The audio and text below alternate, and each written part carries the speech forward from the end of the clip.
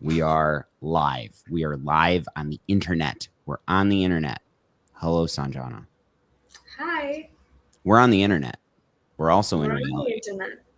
So we're going to be talking about intelligence and what it is. Yeah. Just waiting And for it to upload and you're we're waiting for live. intelligence to upload? Intelligence can be uploaded if there's an artificial intelligence system.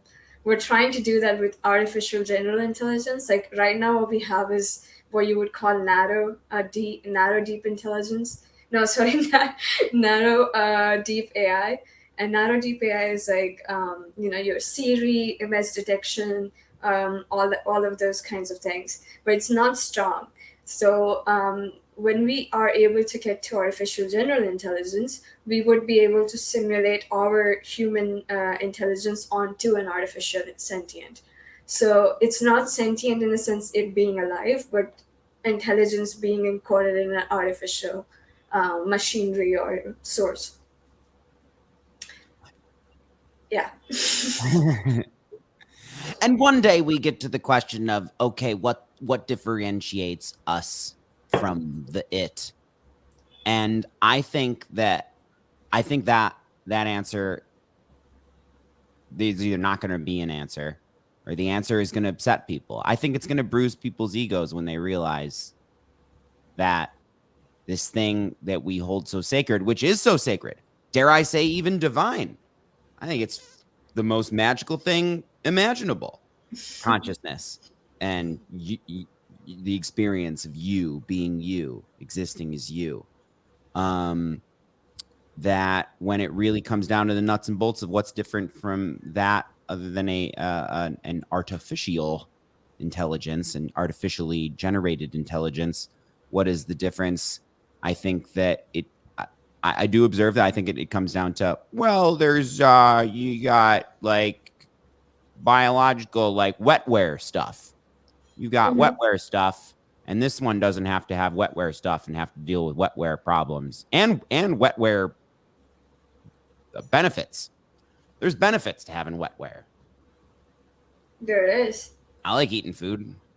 I like doing. There's several things about being a creature that I'm Hmm. for. I'm here for it for a while. I'm here for it. But what if, So, what is intelligence according to you? according to me, what I think intelligence is, I have this thing that I say that but this is kind of like a pithy,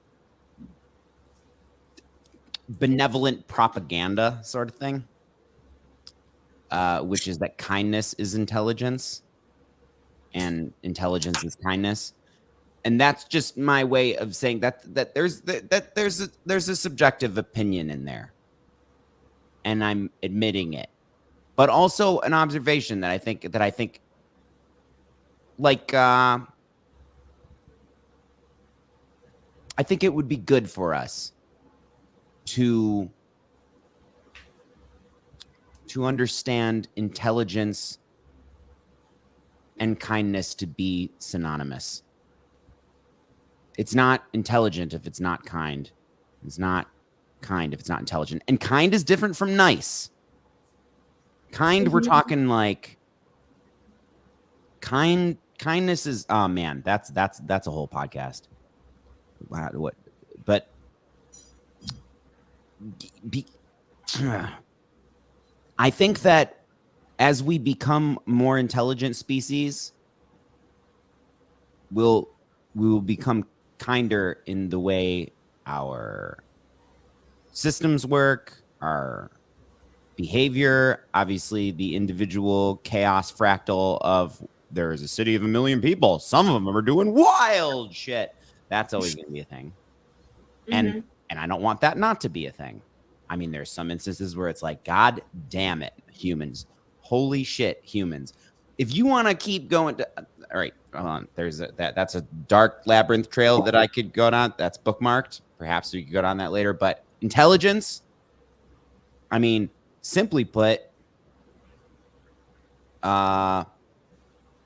the application, I would say, but you, because we I actually want to define intelligence for myself henceforward with your model. I trust your mind. You've got a mental model for intelligence, and I would like to get right into that. So, from what I got from your model of intelligence, is that you take kindness and intelligence together. So, you're basically taking something which is very constructively logic with something which is affective. So, affective is kindness, and logically put intelligence. My model, however, is something that I would call C3. And C3 is basically your capacity for abstraction, your capacity of comprehension, and your capacity for connection. So, capacity of connection is basically when you take two or three or multiple theories together and you're able to connect them in a very creative way. The second one is abstraction, your ability to create abstract concepts. So again, creation, that's the essence of it. And the third one is your capacity to comprehend, your capacity to understand. So all three of them together is what comprises intelligence. So that's why I call it C3 model of intelligence. Okay, so there's somebody who's super intelligent at figuring out stuff, like our little problem, which I will invoke. You have a microphone that is not engaged right now, and we're both intelligent. I think we're pretty smart. I think you're pretty goddamn smart. And we want that microphone to be the microphone that your audio is going through, yet we're not figuring it out. There are people who are so good at figuring out technical problems. They're just gonna. If there's a way, they're gonna. I know people like that, but they don't do the thing that I do where they have a myriad of concepts in their mind and find a way to connect them in a way that is sometimes helpful or pretty, poetic or funny. And my brain is doing that all the time. And so somebody might be like, "You're intelligent. Oh, it's so intelligent that you took that thing and made it relate to this thing in a way that made me feel inspired." But when it comes time for certain technical things, I'm useless. But I We could need learn. technicians. We need people who are good with computer science and mechanical engineering, and even information technology, so that they can, just take all of these things and make better models for microphones or cameras or even computers. So, like, how we have for gaming, specifically Alienware laptops, so they have better capacity for you to game. Then we have what you would call MacBook Air, which is better for students. So they have the capacity of making products which are suitable for particular kinds of people.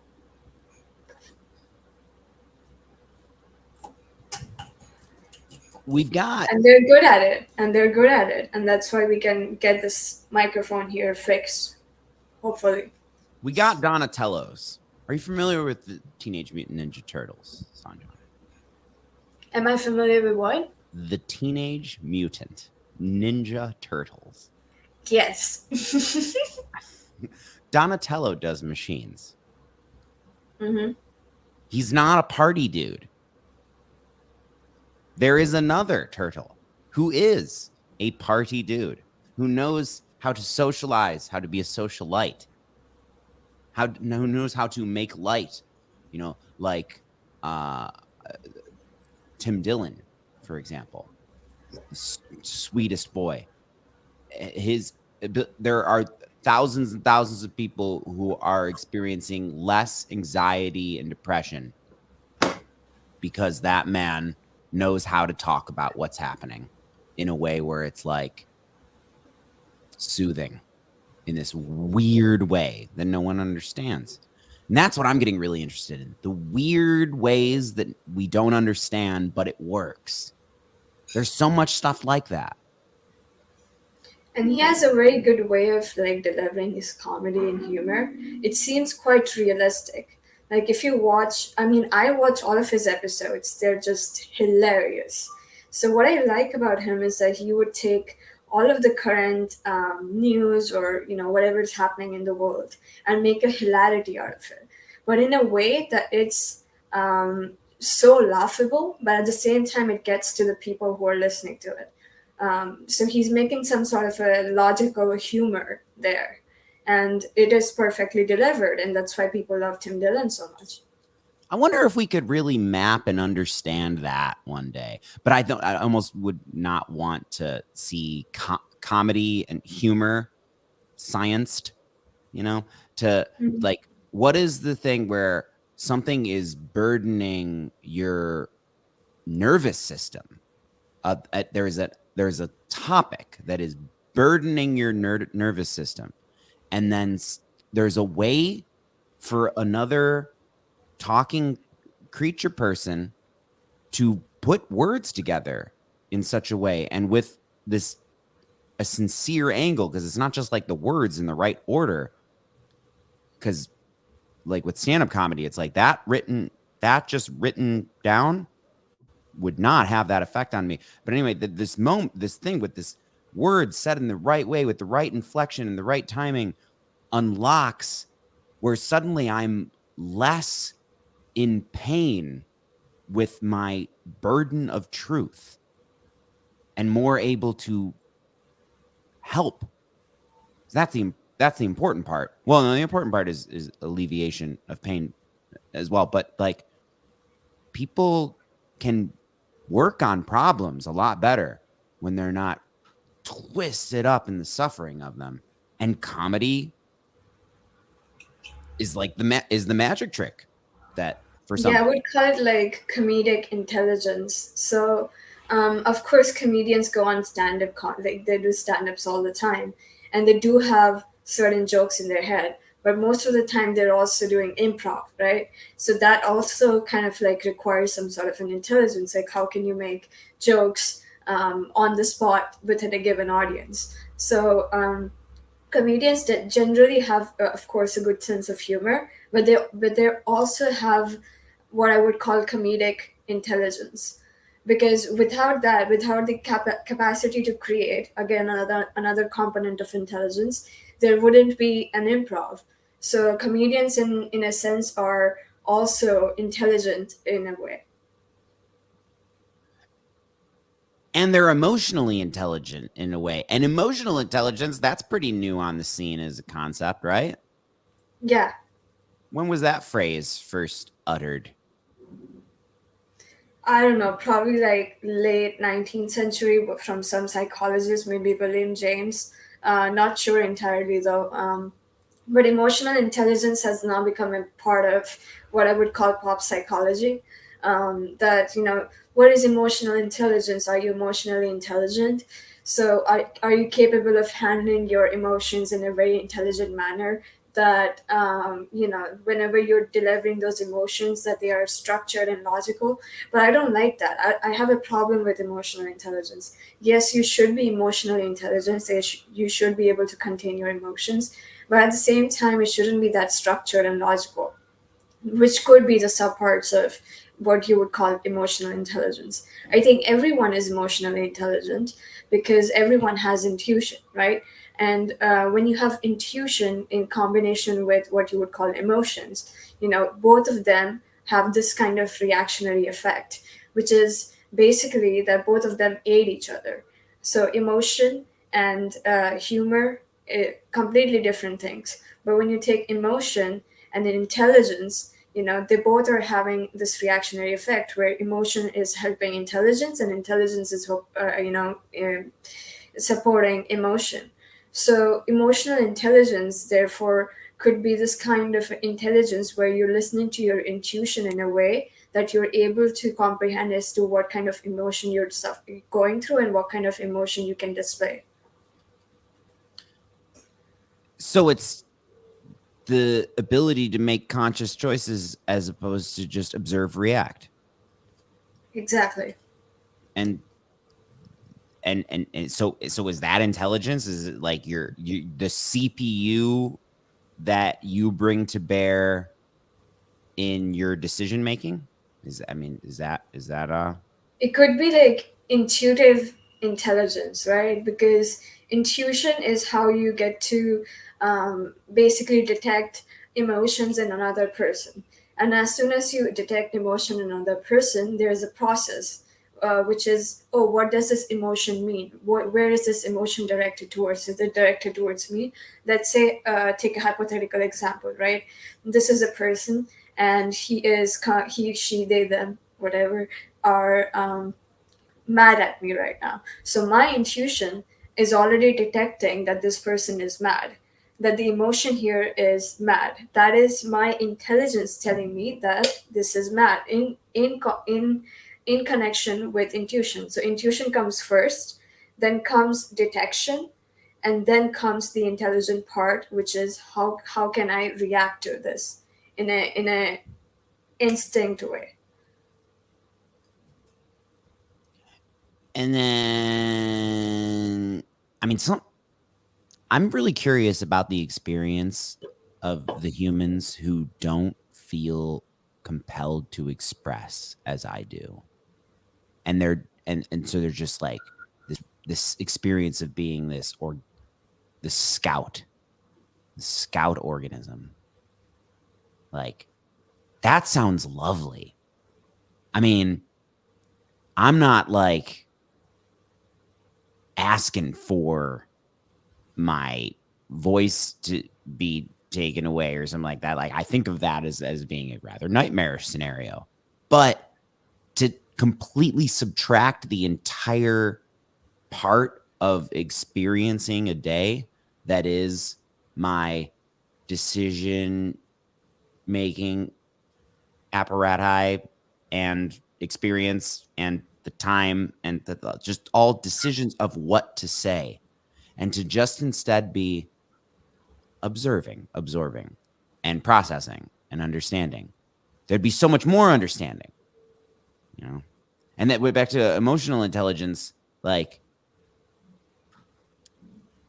I fucked up recently with that. I mean, you if you have a social day, you fail a bunch across the day with moments of, and they could just be little things. Yeah, if you have, I mean, at my job, I probably had a bunch of where it's like you misread, and your intention, your aim was to follow what someone said with an expression of, I understand that and relate, and now I further the connection by giving you this relatable thing that we agree upon, and it doesn't do that. The intention is further bonding. So Um, you could say that there is a phenomenology in play, which is study of experience, right? So let's say I'm having a conversation with this person right here, and this is an experience in itself, and there's a causal relation happening. The cause being whatever I'm saying, the effect being the response of this person. So one could argue that even with emotional intelligence, there's a particular phenomenology with causal relation and also time. But that would be too abstract. Time would be too abstract. So one could say emotional intelligence is in play. The phenomenological experience is what is encapsulating this particular moment where emotional intelligence is being played. And there's a causal relation which is inducing effect within the person that I'm talking to.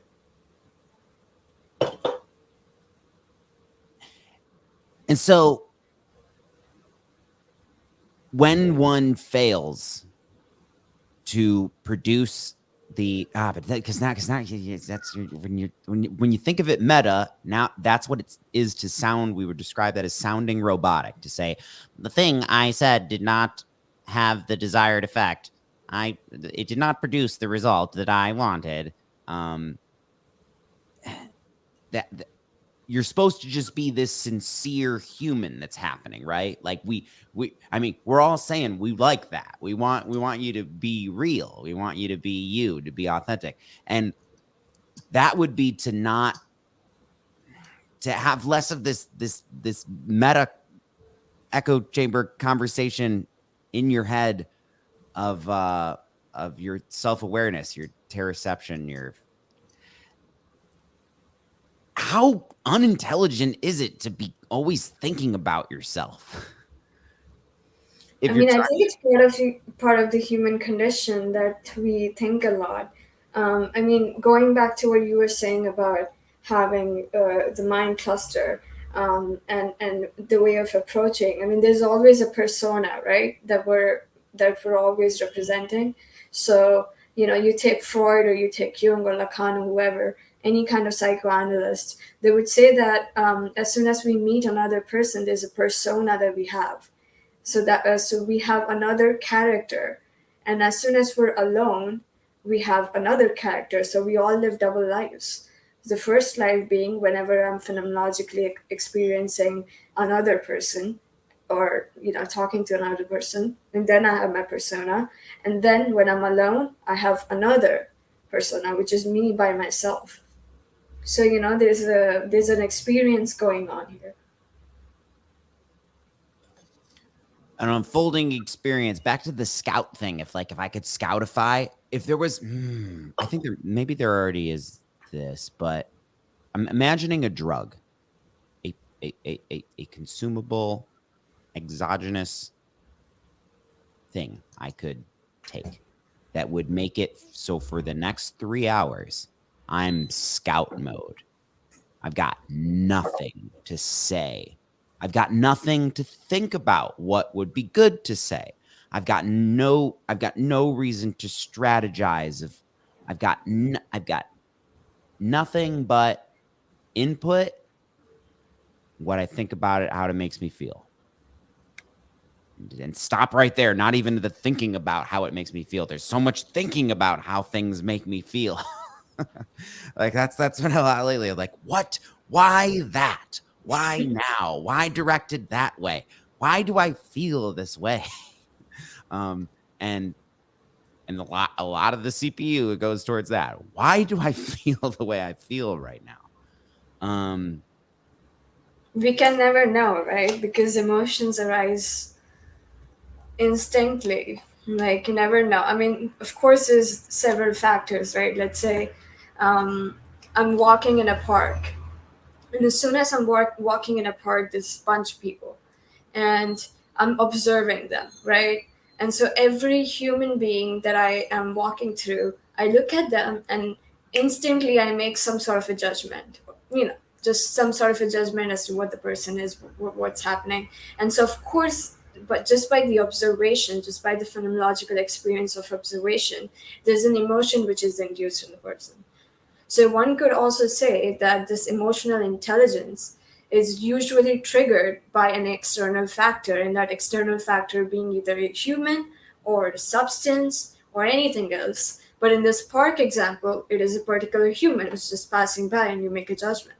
So judgment is also a part here when it comes to having an external stimuli.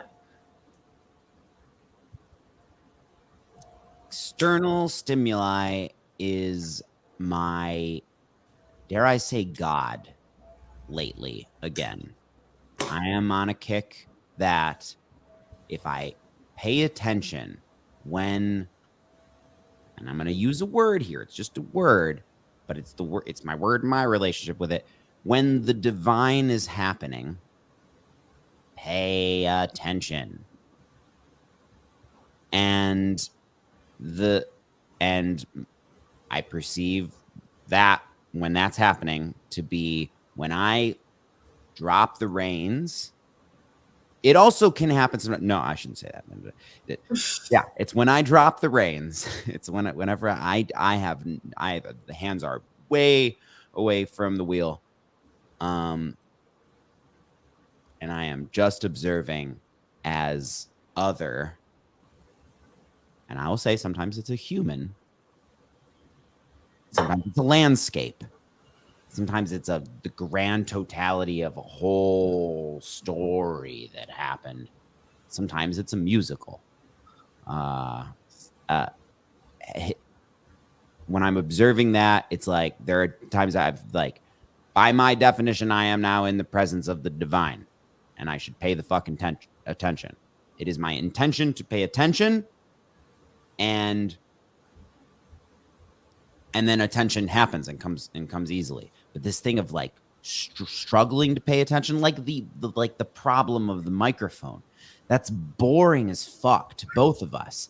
We did our dopamine goes just thinking about it is like, oh god, just can't things just work? Can't the technology just be there and just be working so that we can do the thing where we talk? Paying attention to that is difficult. What's that? How does that factor into intelligence? Your ability to pay attention, because your ability to pay. I mean, if we're gamifying this, you're not very capable of doing what you want to do in the world if you can't decide where your attention goes and stays. So one could say that, let's say, attention, right? And also emotional intelligence. So it could be a broader part of consciousness as we know it. So we're a conscious being.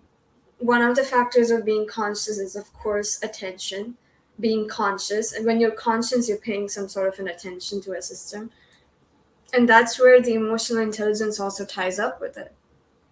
Because without attention, we cannot detect the external stimuli out of which this emotional reaction is coming out of us. So, this entire phenomenological experience that we're having with another person is coming out of our conscious mind, which has an attention component to it.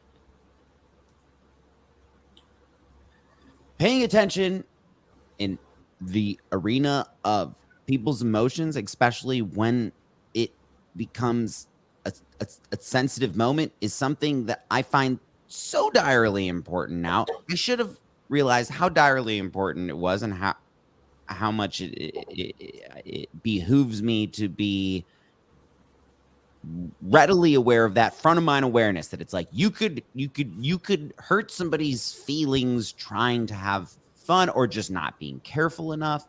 Just like the paying attention to, but it's going to happen so much though, because that's what we do. We get out there and we get where we're going fast, doing a bunch of things, and then a moment happens that you are reminded that you're this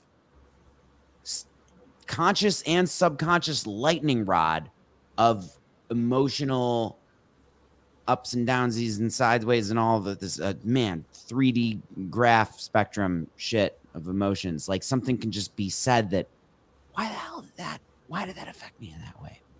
And then, emotional intelligence would also have some sort of a subconscious intention, right? So I'm interacting with this thing right here, and he's angry, right? And so my emotional reaction to this particular thing is also coming from my subconscious. So the subconscious and my conscious self, because this is triggering a response in me, and it's anger. So how do I tackle an anger emotion? Whatever the subjective relationship I have with this person, plus my conscious self, plus my subconscious self, just projecting it onto this particular person. So one could say that emotional intelligence is basically coming out of both your conscious self and your unconscious self, and your subconscious self, which is conscious and unconscious at the same time. It's so weird to think and to see right now that my conscious mind is thinking about and strategizing as to how to get my subconscious mind to believe different stuff so we can have a happier reality. That's so weird. But then you know what's even complicated? You take intelligence and you take cognition, right? So what would be the difference between intelligence and cognition according to you? Application. Applying. Intelligence, when I think intelligence, I think of applied. So I think so, and I think of like intelligence agencies.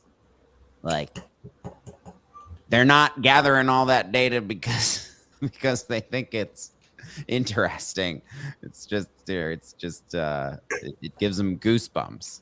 They're collecting all of the data they possibly can so that they can strategize the next move, or a uh, a thread, a direction of propaganda that will do this, that will push this way because we're trying to get this. It's all about application. They're the central intelligence application agency. And so when I'm scouting back to why I would love to take the scout drug, I would love that. I would love for there to be a drug that would make it so that I could choose to be on full scout mode. And when I did that, if I took that alone with someone, that means I really trust them. That means that I'm more or less, I will say a thing. You're just by definition of the GOD, you are deputizing them as God for a period of time. Your reality. Here you go. You're my reality. I'm not thinking about what I do in how I react to any of this. I'm just observing, absorbing, and becoming the experience of you. Whoa. So for me, when I would say that intelligence is comprehension, creation, and connection, cognition, on the other hand, would be how you're able to synthesize that knowledge that you're gaining, but also how you are grasping all that information. So it's basically like cognition is your ability to intake as much information as possible. And then you transfer it into intelligence, which does the work of comprehending it. So people mostly, kind of conflate or interchangeably use intelligence, cognition, and sentience as the same thing, but they're not the same thing. Intelligence is creation, broadly speaking. Cognition is how much amount of information you can, just take in your brain. Um, what was the third one that I said? God damn it. Sentience. So sentience is being.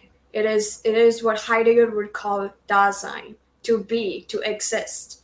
So I am sentient, you are sentient, right? And intelligence is both of our capacity to create. Cognition is both of our capacity to, accumulate as much knowledge as possible in our head. So that would be the correct, like definitions of all of these three things. So that's why you should never be conflated with each other.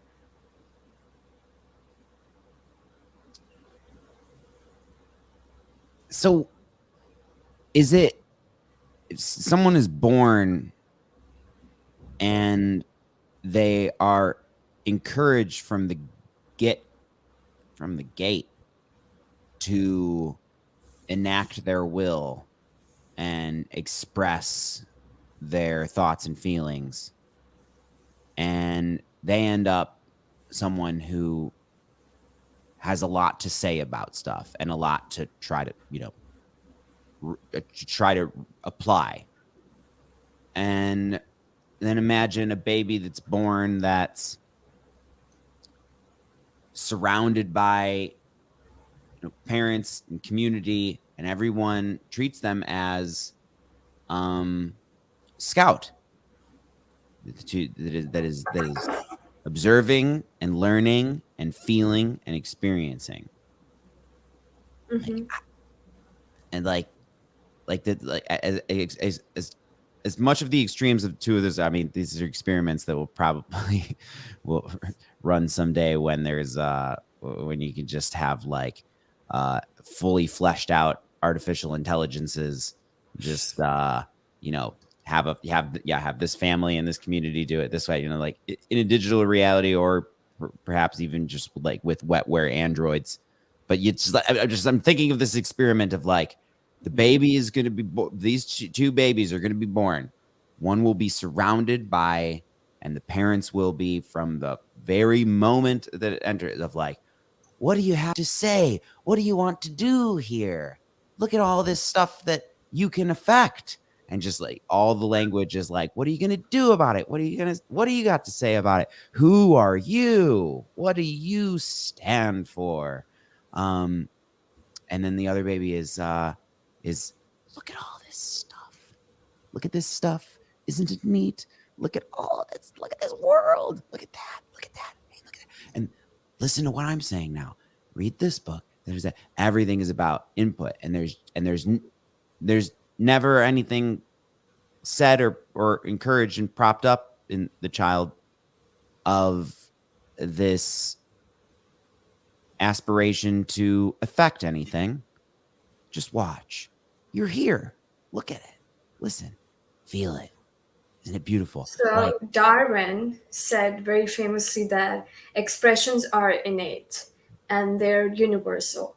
So, you were giving an example of a baby having a phenomenological experience of what is this, right? So they might have expressions. They might have happy, sad, angry, and we're all as humans, be it someone from Mexico, be it someone from some sort of a native Indian tribe, anything. If I smile, all of them are going to consider that, yes, I'm happy, right? So same goes for the baby, right? Babies' facial expressions are innate in the sense that we're able to understand them universally. So if the baby is smiling, we know it's happy. If it's crying, we know it's going through something. So it's universal across all the sentience. So facial expressions and gestures are two things which are universal and innate. This is what Darwin was talking about. And you get smarter at knowing what the little diagonal, weird, specific emotion, how those come across a person's face and body language as you live more. And as you see more circumstances where that could have been better. Oh man, here's my thing about that I think about the past. Can I go into the thinking about the past? And I want to preface this by saying that when I think about, when we talk about smart, as if you can measure someone's smartness, it's like, that one's real smart, but it's spending all of its time thinking about shit that is affecting nothing, and it's not doing what it could do. That person is not doing what they could do. They could be doing things, but instead they're fucking thinking. And the highest offender of this that I've ever observed is me. It's like, oh, I'm smart, right? I'm spending a lot of time thinking about things that I'm not, applying. Anyway, the past. How the hell would we know anything if not for there being a conception of and memory of the past? Like, so I've concluded, which is funny to say, I've concluded that the past is this component that needs to exist for the consciousness to have this experience where it knows some stuff. So the past being horrible is an embarrassing and sad and excruciating and fucking all of the negatives. Like, there's so much negative in the past. Good for now. Like, it is of the benefit of now that we have a conception of a horrible, nightmarish past. It's there, and what is the clearly bad choice is to stay with it, is to just like, the past is bad, so now is fucked. It's a bad choice. Now I don't know what the good choice is. I don't know what's the best thing to do with yourself having consciousness, let alone a human vehicle. Like, if you were just the consciousness, I don't know what you'd be paying attention to. And then, holy shit, now you add in that you've got this human that can affect things. You could gain political power. You could be somebody's best friend.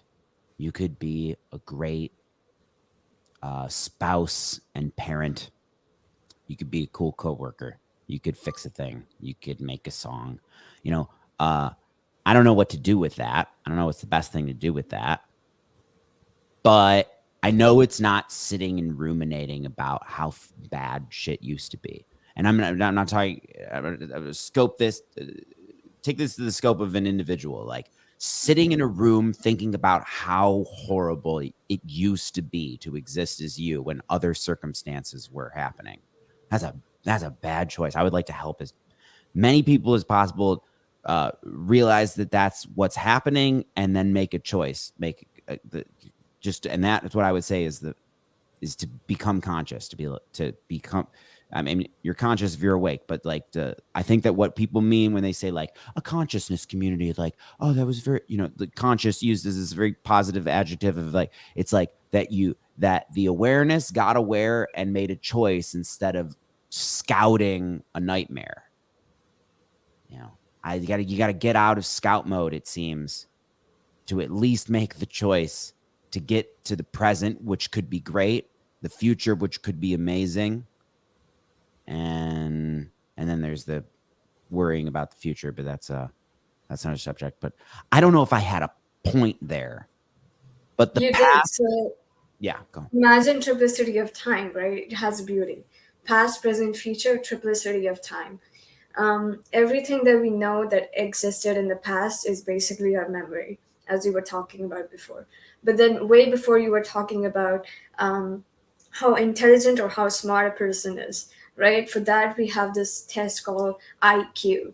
Although I don't really think that IQ is stable across all ages. So maybe if I take a IQ test when I was, let's say, 7 years old, it would have like different, it would have its own unique number. But then if I take an IQ test when I'm 24 or 25, it's completely different, right? So intelligence kind of like expands across our lifetime, and intelligence expanding all over time, is parallel to triplicity of time, because intelligence is also inherently involved with our memory. How can we recall a memory real quick? I did something when I was 5 years old, and what is my ability? What is my intelligent ability to recall what I did 5 years ago, or when I was 5 years old? So intelligence and triplicity of time with memory are all tied up together. Yeah, man, the slipperiness of some memories and the stickiness of other ones. There is a drug that exists that does a thing with that. Can make everything nice and slick, so it just slips away down the drain, or just further away, so that you can swim away from it for a bit.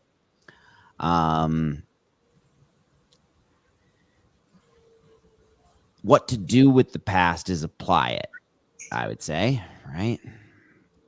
Like, and what to do, and I'll get societal now. What to do? What if we are to be an intelligent species? Which I would say an intelligent species doesn't annihilate itself. I mean, that would be stupid, because the way it would go down, the way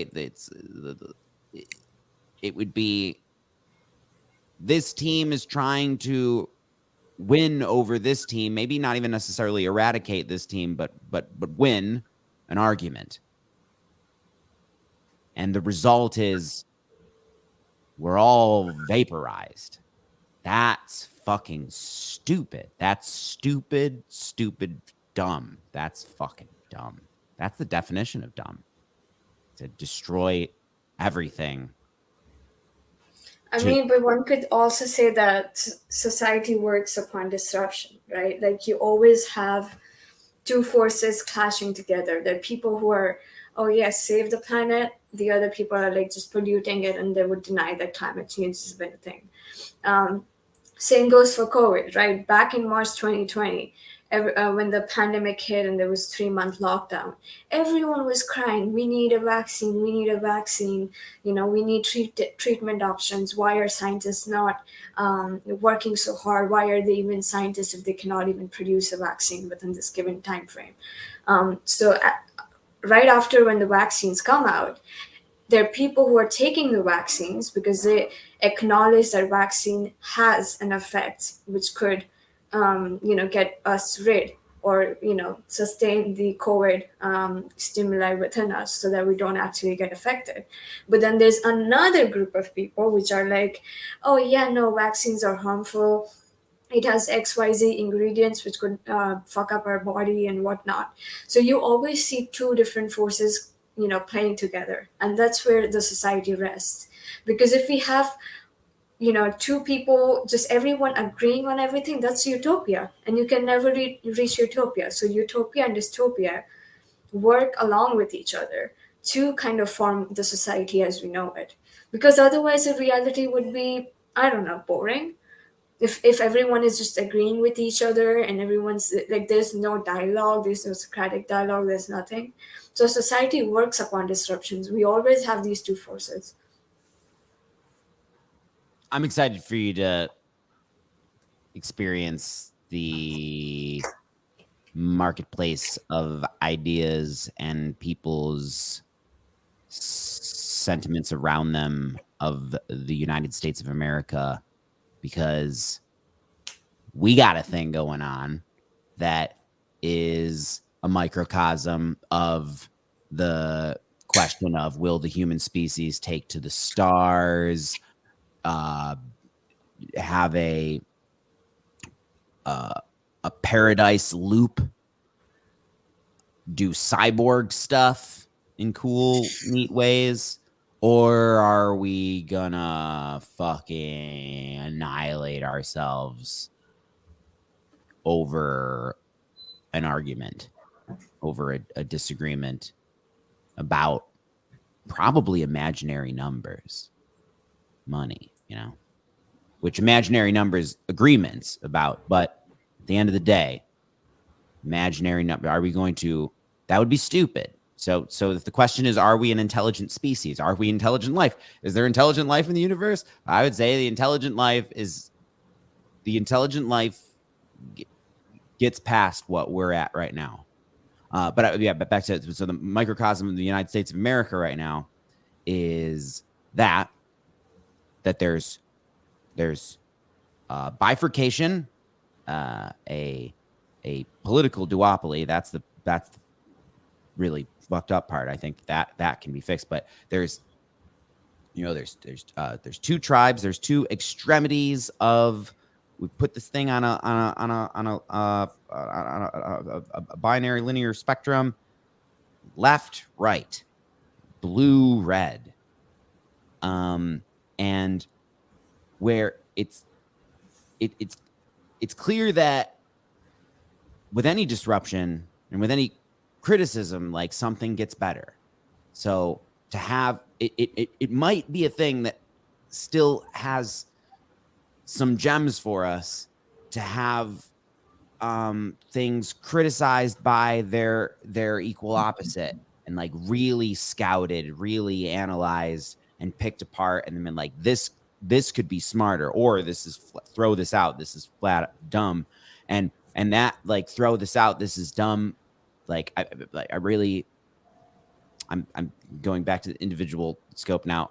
Like, the I'm gonna prove them wrong energy is like the strongest shit in the world. That's the most powerful motivator. I mean, it requires a conscious choice of, like, I'm not gonna give up on myself, because, like, okay, so I got this external criticism or rejection, and instead of taking that as, well, I guess I suck and should die, it's like, I'm like, no, they're wrong. Let me prove it by becoming, that's the most motivating force. And it happens. You don't sign up for it, but when it happens, a gust of that can take you so far in life. Anyway, I see that with the left right thing, the I'm going to prove them wrong. And you're bringing out the I'm going to prove them wrong energy. Like, I mean, one of the problems we are facing right now is how we don't have Socratic dialogue anymore when it comes to left and right. Like, so having a Socratic dialogue is basically I say something, I complete my argument, then you say something, you complete your argument. We're having disagreements, but we're being intelligible about having this discourse that we're having. We don't have that anymore. And the second problem is people often take facts and opinions and they interchangeably use those. So let's say I go on New York Post and I read an opinion editorial. And I think, oh my God, like the way this opinion editorial is saying is probably a fact. No, it's not a fact, it's an opinion. And when people look at facts, they're like, oh, this is an opinion. This is a problem of media at the moment that we are, I wouldn't say we are, but most of the people are confused. Most of the people are confused as to what is a fact and what is an opinion. You can, the example of COVID, COVID information, the scientists out there who have opinions, ivermectin works or this, that thing works. And if we use this medication, this could work. And then there's vaccine, which is considerably a fact. So again, if us as a common citizen, I come across treatment plans which are opinionated by renowned scientists, and then vaccine, which is factual and FDA approved. What should I choose? Is this opinion better than the fact? Is this fact better than the opinion? Is opinion this and is fact that? So that's the problem that we're facing. People are not able to differentiate or distinguish between what is a fact and what is an opinion. And that's why the right wing and the left wing politics is getting heated up, especially the far left and the far right. Yeah, you got it because there has to be a reminder. I thought that we've already had sufficient reminders of this, but you need to remember that you got to take violence off the table. Like you can't, you won't, you can't communicate when it's understood that it's like, well, if I decide though, I'm bigger than you and I have more efficient weaponry. Well, and or, like it's not a conversation when one person has the power. And so if you want a real Socratic dialogue, you want a real dialectic democracy to be happening, whether in a room with 3 people or a country with 330 million. Like people can't negotiate their fucking relationships, man. It's like 2 people just have, all you got to do is, I mean, I don't want to make this sound like it's simple. That let me back that up. It's, but I'm coming from like the meta, like watch, just observing myself as a human outside of the experience of being a human. It's like, buddy, all you've got to do is fucking forget about what you're trying to enact for a moment. You have to fully go into scout mode to understand where this person is at, what they're thinking and feeling, and what they want.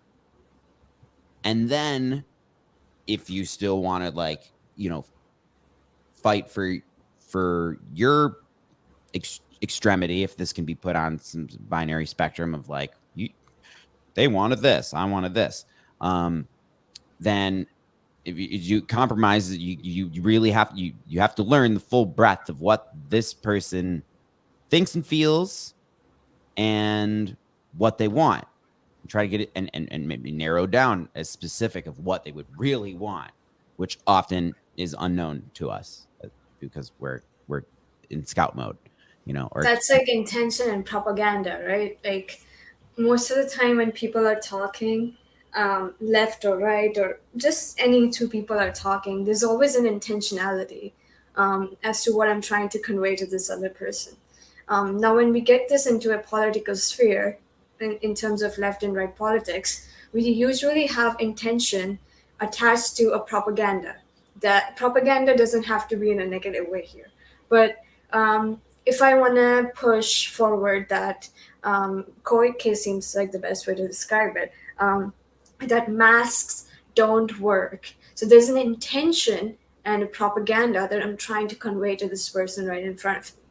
And then the other person has intention and propaganda not being a negative thing, but also being an influential thing, that, hey, actually, vaccines work. Actually, masks do work.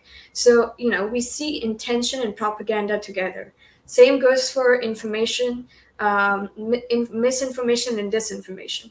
So one could say that misinformation is something which is always present within our political scenario. But when it comes to intention and propaganda, there's usually disinformation involved, specifically in the political sphere. So we see intention, we see propaganda and disinformation being kind of incorporated into a statement, a dialogue, or whatever in order to influence people. And then on the other hand, the other person is also using the same thing. Maybe it's only misinformation, maybe it's factual information. But there's always an intentionality. There was a French philosopher called Jean-Paul Sartre, and he would talk about intentionality a lot. That there's always intentionality behind things. And intention is very, very important when we have two people having a discourse. So intention, propaganda, misinformation, disinformation, normal information, all of these things are, kind of intrinsically connected to each other, specifically in a discourse, and specifically in a discourse that we have today. It'd be great to see that, like, so earlier you said we don't have Socratic dialogue anymore, and I do disagree with you. I disagree with you. I disagree with the uttering of that spell, because there are people like ourselves. I think we could have a true dialectic. I think we could disagree on something and have, violence be off the table and be like, all right, we're trying to get to a place. But and there's a lot of that out there. It's just not. It doesn't have the main stage and the mainstream. Maybe what I would love to see is the annihilation of, not in any violent way, just the removal of there being a stream that is main. There need not be a that. Mm-hmm. The main stream of information, the mainstream of art, when people are so different and so specific. In order for there to be a mainstream, there it occurs to me that there would need to be an effort, like, and I don't know how deep that effort is, and I'm one of the less conspiratorial paranoid minds amongst us. Um there would need to be some sort of actual conscious effort to get it so that people are lining up on something accessible and easy, and probably something that plays into um, our lesser knee jerks, like the compulsion to conflict, to define ourselves by who's who's wrong. I mean, and that shit's powerful. Like the nemesis thing that Eric Weinstein has talked about this, about like, have a nemesis. So, about like this is a friend. This is actually a dear friend. This is somebody who's going to be in your life a lot, but they're kind of your opposite, and they fill you with inspiration to best them. And I think I have that or two, and yeah, that. But I think I lost my thread there because I was thinking about it. I'm actually thinking about, um, and it actually, it need not be cordial. It need not be. I mean, I think it helps to be civic. It's safe to be civic. That's the. I mean, that's my. I'm the biggest reason why I'm anti like well, I think that we should stop having violence as an option to communicate, you know? And I would like to see that. That doesn't mean I fucking want it to be entirely removed, dude. I think if we could make it where mutual combat, mutually consented violence, I think humans will always kind of want that. And it's this beautiful thing that people are so into UFC for a reason. We've got these bodies and we're going to administer them to cause maximum damage as a game. That's a riot. That's fun to watch, at least, because I don't want the thing where I get hurt and stuff. But anyway, civic, the biggest reason for being civic is safety. If I became a parent, if I become the father of a child, my level of fervorance and zeal for anti-violence, take it off the table, goes way up, because I'm not going to be involved in any of this shit where we're administering our humanly vessels to cause maximum damage to each other. I'm not going to be involved in any of it. And if you bring any of that shit near my kid, I'll hunt you in the spirit realms, like fucking like that is. So just get all of that violence shit the fuck away from me and my family, you know? I'm pretty intense about it now, but like not nearly as much as I will be if that. Somebody said when you have a child, you bring a hostage into this world. That's heavy, but yeah, if I would feel that way if I had a kid. It would be like, all right, now seriously, stop with the fucking violence. But then you have to know that taking that tone, stop with the fucking violence, isn't gonna do it so much as intelligently bringing to bear all of your skills and your awareness of the past, and your emotional intelligence, and your cognition, and your just applied mentalism. Just do everything you can to bring peace. God damn it. Maybe I should be doing that right now. Maybe I should. I So, should. like, going back to Socratic dialogue, right? You and I are having a Socratic dialogue. What I meant by, the lack of Socratic dialogue is basically within the political sphere. Like, you get Trump and Joe Biden, like the presidential debate that you guys had. I was just like, what the? Like, any one of these people are gonna drop dead any second. That's how old they are. And they're not having a Socratic dialogue because Trump keep on like interrupting that guy, like, this. That's not what a Socratic dialogue is. When you go to all of these major TV channels like CNN or Fox News, here in India we have Aaj or CNBC and Republic TV. You get like all of these politicians on and you get them to debate. That's not a Socratic dialogue because both of them are interrupting each other. So that's what I meant by lack of Socratic dialogue. Of course, there's people like you and I who are able to have Socratic dialogue, who are able to agree to disagree, but also agree to agree.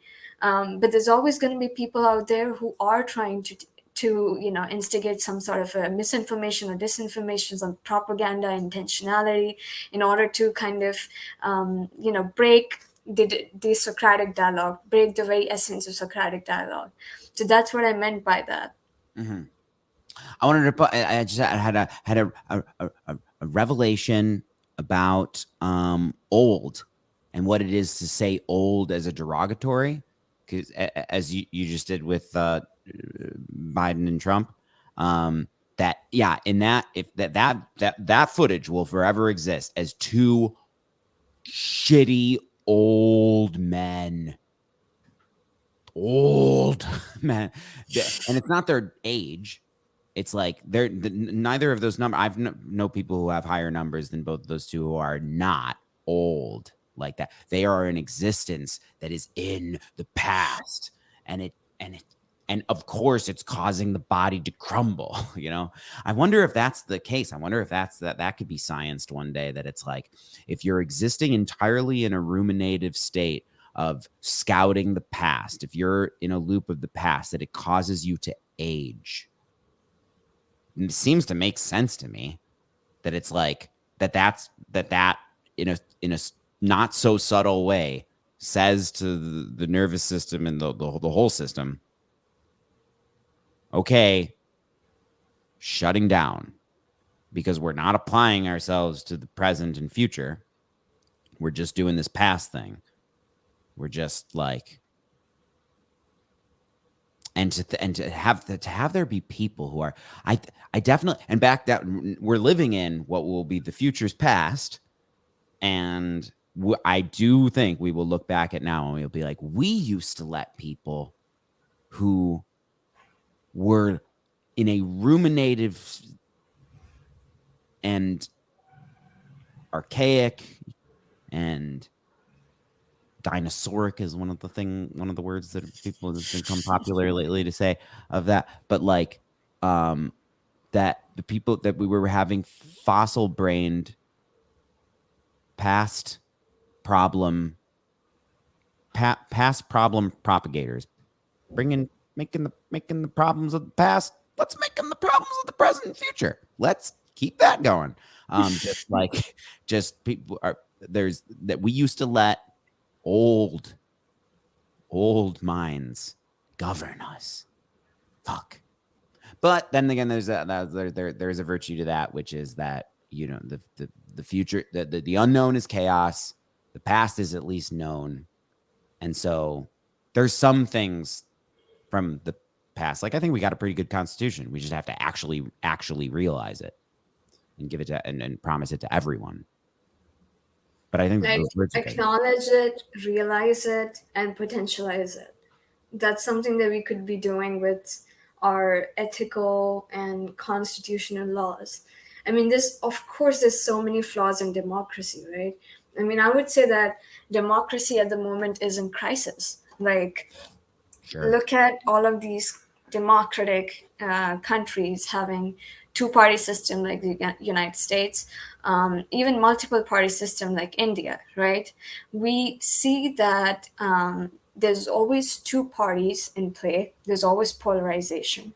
So what is democracy if we're not able to have multiple parties, multiple opinions out of which we could choose? Why does it always have to be major consensus where we have two polar sides? So for you guys, Republicans, Democrats. For us, it's this party called BJP and Congress. So it's always two. Why not escape this duality? Why not, you know, have this multiplicity of parties out of which we can save democracy? I mean, also another thing that I keep on wondering is that we created democracy and communism and all of these systems back in the day. Why can't we create newer systems? You know, if we're able to, as humans, create newer systems of politics, of economy, of everything, maybe we might be able to achieve a system which is capable of taking care of everyone's needs, but at the same time making all of the law sense, all of the practical sense that it has to make, all of the constitutional sense it has to make. This is one of the problems of today's society, is that we're repeating what we have done already. Like, these systems are old. We're in 21st century. We should be able to create newer systems. Why do we have to follow something that is from 18th century or 19th century? Why are we following, you know, or still being inspired by the French Revolution? Like, why not make newer systems? And then people would logically ask you, how can we make newer systems? Well, how can you make a newer system? You take a number of people, you sit down with a pen and paper, and you try to think as to how can we make a newer system. It's not that hard. It just takes effort, and it takes a lot of people's uh, effort, you know, and dedication towards making something like that happen. And that's why I say democracy is in crisis, because do we see any democratic country which is totally in peace? No. I mean, not to a higher degree. So we need to save democracy, or we need to create newer systems. And in order to do so, We need like-minded people who are able to put in effort and do things that can constitutively make a lot of sense and benefits the citizens of the country. Yeah, and when you say either make democracy again or come up with a new better way, I do entertain the thought that maybe getting the human element out of certain decisions is not only necessary but required in order for us to ford our way into the future and not annihilate ourselves or Mhm. make it so shitty like with the like with I'm gonna choose a different thing than climate change because just because of I could do something more decisive. The fishing, the overfishing of the oceans, you know, doesn't matter where you are in the political spectrum. If you actually ob- take in the facts of the situation and the reality and the projections of the future, if we continue at this rate, that's not a good choice. That's not good. That doesn't, nobody's value system sees that and is like, this is fucking stupid. This is fucking a crisis. Um, so By the way, I think we got some comments here. I didn't look at them yet. well, just to finish that, if you maybe if if democracy was going to render, that's not a big problem. Let's continue on with that. Then democracy isn't working in that case because we're talking about. I mean, maybe also I think too sometimes that it's like that we get a little dramatic with that because we're always thinking apocalypse. We're thinking about it killing like all humans, but maybe we've already done. I mean, we definitely have already like done some stuff and could continue to do some things to the planet like really drastic. Like what if, yeah, what if life would continue without so much like so much animal life being wiped out and there's still like I know the projections that seem soundly scientific of that we need this much biodiversity for so many cyclical systems to, and I believe that. I guess right. I'm going to disengage from that because it's just like contemplating a nightmare situation where people are like kind of alive and we're able to sustain life and like these in these in these like certain very special compounds and underground fallout shelters and stuff. But yeah, never mind. So I'm going to just disengage with that and say let's just not go. Let's not go there. Let's not go post-apocalyptic. Let's not. Let's avoid it. I think everybody would want. I think pretty much everybody here wants that on the planet. There's a particular case or two with nations where it's like, but oh man, it's so fucking heavy and crazy that the finding out that we're such sponges. Like you can have generations of humans that only know what they're allowed to know and and then they exist as an sort of, you could say, artificial intelligence, a guided intelligence. That's so horrific. That needs to be stopped. That needs to no longer be a practice. And so the and then that comes into like, is there to be some sort of world order? We're already working on it. We have the Geneva Convention. We have rules for war, which nations don't follow always, but we're attempting that. And now we get back to the place that we're at as a species, where it's like, are we going to be able to navigate our way from distinct and warring nations to a planet that is working towards as close as it can get to a paradise loop? Or the I robots do mean, it all? one of the problems that we have is people complain a lot about capitalism and capitalistic ideations towards, whatever the companies are coming up with. I mean, it's not only about democracy and communism or any other kind of um, political sphere that you can adopt. It's also about capitalism, and I mean, I think communism can also come in there. We always complain about capitalist this, capitalist that. Why not create newer systems? This entire private property ownership, communism, Karl Marx thing, and then there's that. I mean, communism is like everyone should. It's publicly shared, but capitalism is like, yeah, privately owned. Why not create newer ways to battle capitalism to an extent that it doesn't take too much out of a human, either monetarily or just as a sentience. That it shouldn't destroy human, the core of humanity, infused with economy and politics. Capitalism should be a way where people are owning private property, but at least capitalism is not eating them. And that's the problem with capitalism and people, because they keep on complaining that capitalism this, capitalism that, it's ruining our economy, it takes a lot of money, that this that this that. But why not enhance capitalism to an extent that it is mutually acceptable for everyone, that even if everyone is holding private properties, it's not taking a lot of economy, it's not sucking all of the economy in. So that could also be an antidote to our problem with capitalism. Yeah. I think the big obvious thing is you just put a cap on certain things. Like it, and yeah, because we're not infinitely motivated by the ceilingless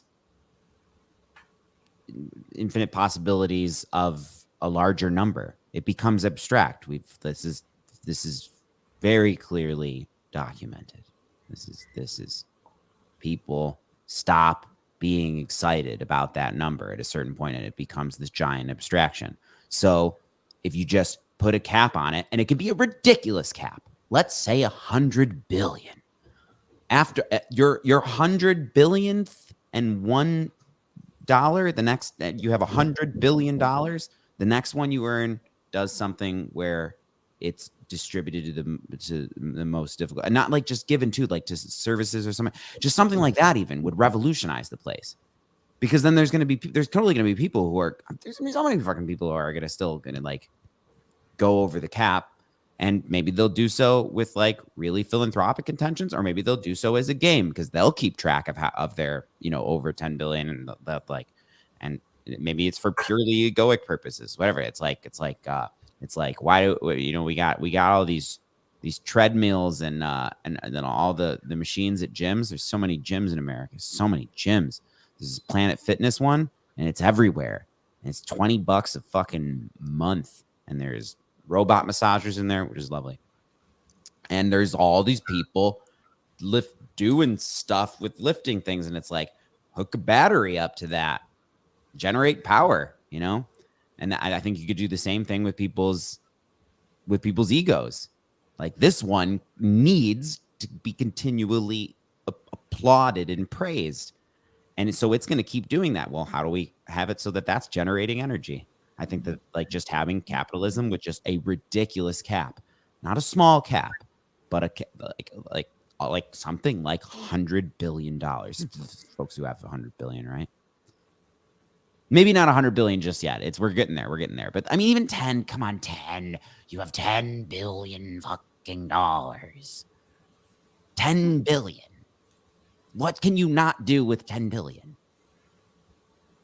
Buy a country? I mean, another problem with capitalism today is that we have lower class, then we have upper class. I'll give you an example of Russia, right? maybe I won't be as succinct as possible with the Russia scenario, but what it seems to me is that even eliminate that country, that there's an entire class of people who are from the low economy, and then there's entirely another one which is rich and higher class. Then what's happening with the middle class here? The middle class is what is suffering from this disease of capitalism. That's why they keep on projecting all sorts of things about, oh yeah, capitalism is bad, it's eating us, economy is going down, GDP this, GDP that. But the richer are getting richer and the poorer are getting poorer. What about that? There's of course a complaint coming from the middle class, but what about the lower class? Lower class getting lower and lower, and then richer getting richer and richer. You were talking about $10 million. Like, there's people out there who have $10 million and they're doing nothing. You know, Billion. billions, they're not doing nothing. I mean, not everyone is Elon Musk and actually putting all the money in and being like, okay, yeah, no, I can actually make something out of this $1 billion. There's people out there who have billions of dollars and they're doing absolutely nothing. And then with the lower class, they're literally struggling to have a bread on their table. So why not can we have this structure where the lower economy is coming into middle lower class, and that the upper economy are taxated to a level that they are becoming middle upper class? We need that. Otherwise there's going to be like all these sorts of fluctuations and we won't be able to get anywhere.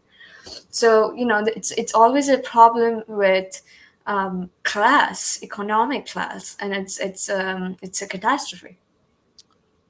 I seen a thing of in India a particular skyscraper that is overlooking, that is surrounded by slums, and that there's people who have to fall asleep at their workstation who see this skyscraper that apparently like a guy, like a family, like lives there.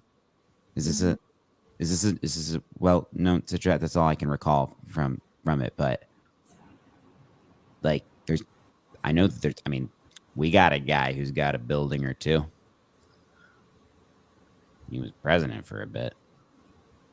And back to intelligence, though, this is all part of intelligence, is like, okay, is having a situation and systems that facilitate this way we're choosing to host reality, the musical, the festival, is this what we would decide?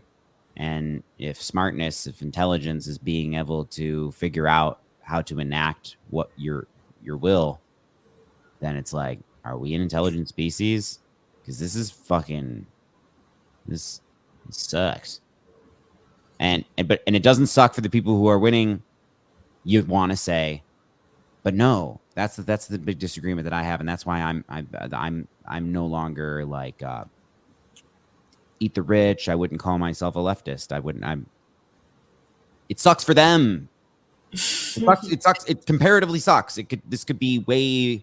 We could have a way better. We would be having a much happier reality when there isn't this. Get the fuck away from my shit. Get the fuck away from my shit. I need your shit because I don't have anything on my own. Fucking. I don't know. I made the lower class golem. Sorry, but like myself, like being like I would like to have more opportunities and resources. God damn it! It's like, get the fuck away from mine. Get the fuck. I'm not putting myself in a situation where there's somebody saying get the fuck away from my things, but it's kind of like what is the way it's situated is there's the people with the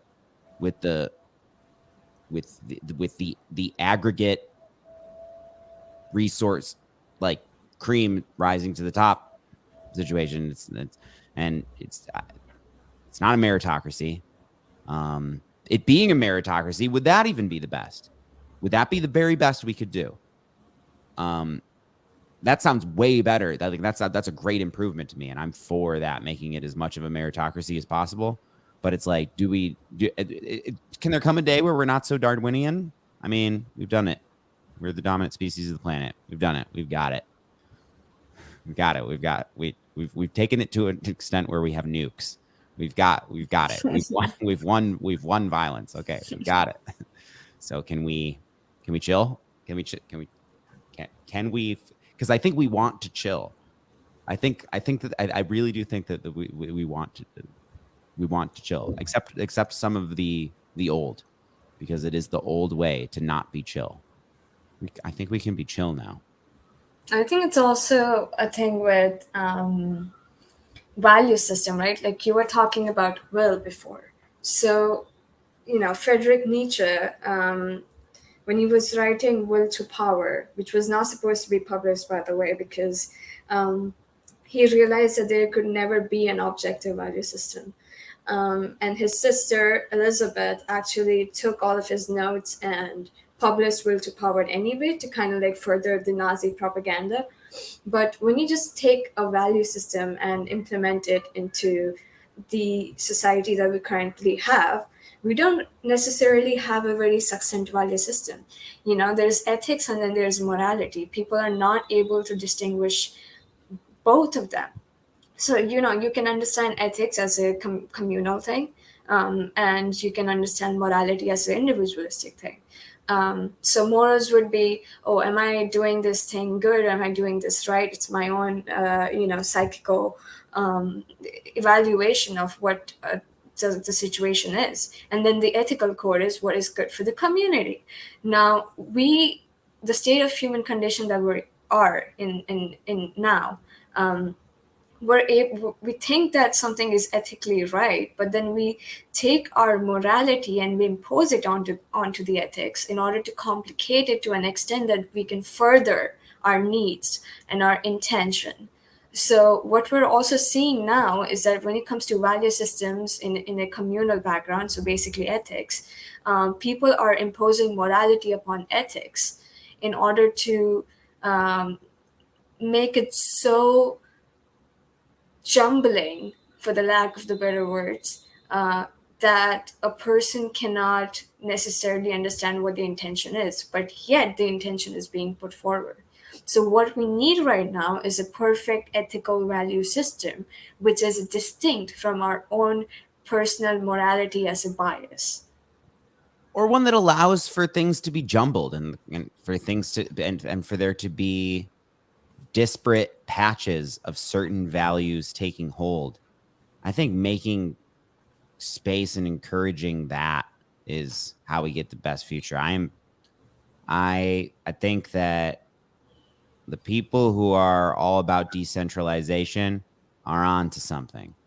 I just have the question of, when everybody's super decentralized, like, just how are we going to stop some of these things now with some of the potentials of AI, and say having a gain of functions lab for some sort of virus that isn't supposed to do what it exists to do, but then ends up doing that. We need to avoid things like that. And so, and then my mind goes straight to, we need a benevolent world order. And which is why I can no longer fault those who are, it seems like there's numerous attempts to have some sort of varyingly benevolent world order. I mean, Sure.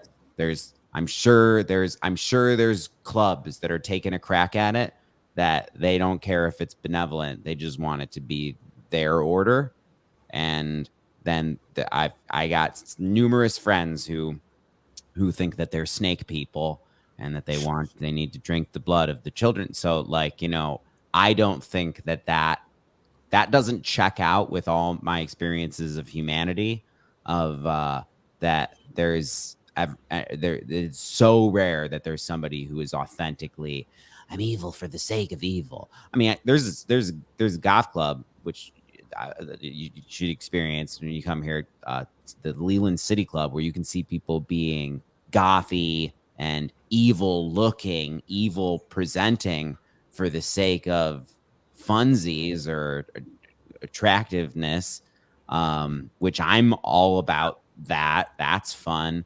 But doing wrong for the sake of wrong, for I'm evil, for I don't know, I don't see it. And I think that if I do that, it's super rare. Anyway, yeah, I go I go from decentralized to world order real quick in my thinking, because it's like, yeah, decentralized as fuck, but there would need to be some overarching thing to make sure that you don't have, oh, there's so many things that could happen with AI where it's just exponential and it's just out of control, and before you know it, there's a drone swarm that's not listening, you know, or the gain of functions, that thing, like you need, there needs to be some planetary rules of don't end the planet.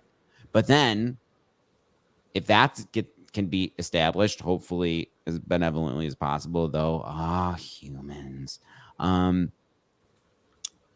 then I think decentralized is the best way to avoid this like mass psychosis situations that we've got going on, like in the U.S. with the left right thing and stuff. Like, I see that as a mass psychosis. I think I see it ruining people's lives. I see it like just crushing people's families, just making a life that could have been, that could be, and could have, not just could have, it's not over, it could be pleasant, but we're clawing at each other's authenticity. Like some people gravitate towards this and that. Sometimes it's generational and it's just, you grew up surrounded by this team, but there's people who are authentically conservative. Like, I have friends that are politically leftist, liberal, and they are, in my observation of what it really is to be like, they're very conservative. They're very like, we like to do things a certain way around here, and I want them to exist in the way that they are. There's ways to do some software troubleshooting. There's psychedelics. You can do some stuff where you can change. But what if people don't want to change and they want to be themselves? But do we have to be at each other's throats about the way we perceive things, or can we leverage that for being this mechanism by which we come up with the smartest compromises based on both value systems? But the value, back to the value system thing, I think that's the answer, is like, you just have to be able to have pockets. This community, making the world this really diverse menu of like, I want to spend some time in Japan. In my life, I really want to spend some time specifically in Japan for what I observe to be like, I see the things about it that are that where I would want to break free from at times, but the hyper considerate, hyper polite, it sounds very peace inducing to be just in that exact vibe. Like, I don't know, I observe the vibe to be one that I would like to exist in for a while. But then I want to fucking go to somewhere where I can be a flamboyant and fucking obnoxious sinner. Want different things at different times, but some people want the same thing their whole life, and I want them to be able to have that option. I want there to be a Salt Lake City, Utah, and I want there to be a Delhi and a Detroit and a Tulum and an Amsterdam and a London and a Berlin and a Cairo, but I just hope that the way that those metropolises are existing and functioning is, I would like it to be democratic. I would like it to be what people are choosing, it based on choices as opposed to mandates from the past. But that's my value system. I mean, you're not completely wrong about my mass psychosis. I think we, as human civilization, at this current point, we're all under mass psychosis. On Joe Rogan's podcast, this Dr. Malone came in, Robert Malone, and he was, his Twitter account got banned. And he effectively started talking about this mass psychosis that's been happening within our community. Now, you can take this into a COVID context, or you could take it to any kind of political context, actually. Um, and this mass psychosis is happening because people are just wondering as to what the fuck is really going on about a particular situation. And when that particular situation comes in, as I said before, people are not able to distinguish between facts and opinions. And if you're not able to distinguish between both of those, people are just like, what the fuck is even happening, you know? And that creates mass psychosis, because we have no idea as to how to tackle this entire situation in front of us, because this flowing of information that we don't even know which is misinformation, which is disinformation, which is actual information. So mass psychosis is definitely a symptom of 21st century and currently the human condition as we are, you know, right now. And it's a huge issue. It's a huge issue. And so is censorship. So is censorship. I mean, taking down accounts of Maxwell trial with more than 500,000 followers on Twitter, taking down accounts of Dr. Robert Malone, more than, On the I don't Maxwell know, trial, that happened. yeah, the Maxwell trial tracker. There was a account on YouTube which was tracking everything that was happening with Maxwell trial, and Twitter took that account down. Why? We don't know. Why that censorship happened? We don't know. Dr. Robert Malone, he said something about mRNA vaccine. Account is suspended. Right wing politics people, they say something, accounts are suspended.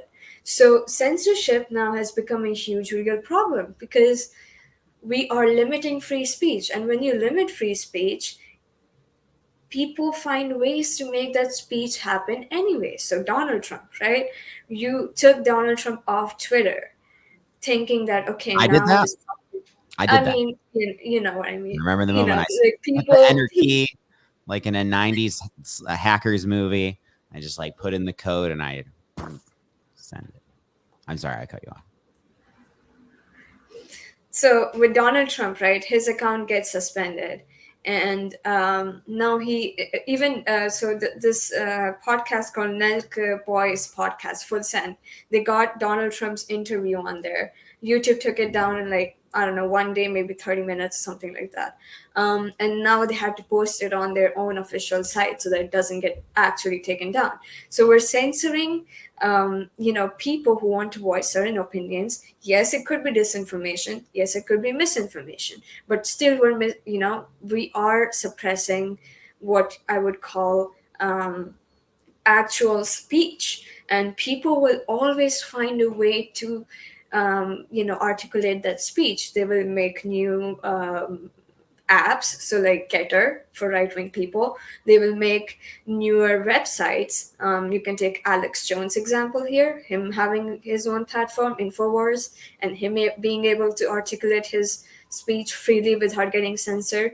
So in any case, we're having speech being you know, di- displayed. Now, what happens with major platforms like Twitter and Facebook and all of these major, Instagram, whatever, you know, they are the major parties which are using all sorts of users. Like they have maximum users, like most of the people are on that platform. And so the major consensus comes out of those users which are on these major platforms, but they're devoid of all of the opinions that there actually are. Yeah. So one could say that there it's somewhat biased Yeah. what we're getting. You know, Students are we are intelligent. being fed into left wing liberal political ideas, and the right wing political conservative ideas are being you know, suppressed That's in because certain it, spaces, though. I gotta say, that's in certain spaces. It's the opposite in other places, and spaces. I know that like the airwaves of entertainment but there's pockets. There's so much in America where you can be in a right wing milieu entirely. I mean, someone here commented that Twitter is a private company. They don't need to follow free speech. Completely right. Terms and conditions of Twitter is private, and so they can, of course, deplatform anyone they want. But again, when there's an app, when there's a major app which is of course privately owned and which tends to display most of the news that we get today, you take someone who's an active president at that time, January 6th, he was active president. You take his account down. Yes, I know that you took that account down for good reasons. But at the same time, that implied that now we're giving power to technocracy. Now we're giving power to the big tech who's going to make decisions as to who gets to say what, who gets to have an account, who gets to deliver their free speech. I'm not saying that Donald Trump did a brilliant job with January 6th. Of course, he did not. Then, that decision was right. But at the same time, people need to see the pros and the cons, because every time you see something like that, there's pros and cons.